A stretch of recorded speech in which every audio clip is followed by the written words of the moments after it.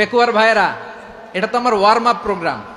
আমার বিভাগীয় প্রোগ্রাম হচ্ছে 8 বিভাগে 8টা। কয়টা? এটা কেন নিলাম? নেয়ামতুল্লাহ নিজামীর জ্বালা থেকে বাঁচার জন্য নিলাম। ওর জ্বালাতনে ও পারে না মালয়েশিয়া থেকে আমরা টেনে নিয়ে আস, চার্টার ফ্লাইট ভাড়া করে পারে না নিয়ে আস। এমন কোনো মাধ্যম নাই, এমন কোনো ওয়ে নাই সে ধরে নাই।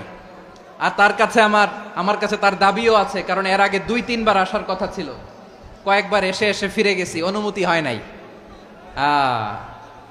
এখন দাবার গুটি পাল্টে গেছে, দাবার গুটি পাল্টে গেছে। এক মাঘে শীত যায় না, কিন্তু আমরা স্মরণে রাখি না, ভুলে যাই।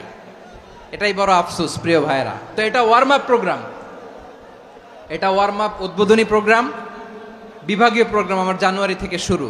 তো যা যা করছেন আমার সাথে পেকুয়াতে সব কিন্তু বয়ান দিব, ওই জায়গায় সব বলে দিব পেকুয়াবাসী কি করছে। আমি তো ভাবছি পেকুয়ার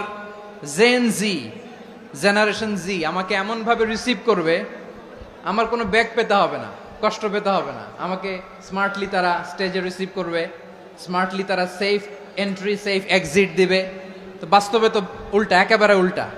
আমি জানি জায়গা নাই, ওই যে দেখছেন উত্তর রেডি আছে। আমি জানি যে ধারণ ক্ষমতার অনেক বেশি লোক হয়ে গেছে, এটা আমি জানি। ভালোবাসা কোনো আইন কানুন দিয়ে মাপা যায় না, এটা আমি জানি। এটা যে ভালোবাসার বহিঃপ্রকাশ এটাও আমি বুঝি, ভালোবাসাকে আটকায় রাখা যায় না।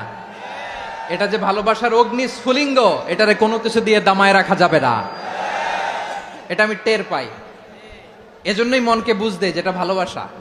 মেহেরবানি করে অল্প কয়েকটা মিনিট একটু সুশৃঙ্খল আমার সাথে থাকতে হবে, আল্লাহর ওয়াস্তে, আল্লাহর ওয়াস্তে।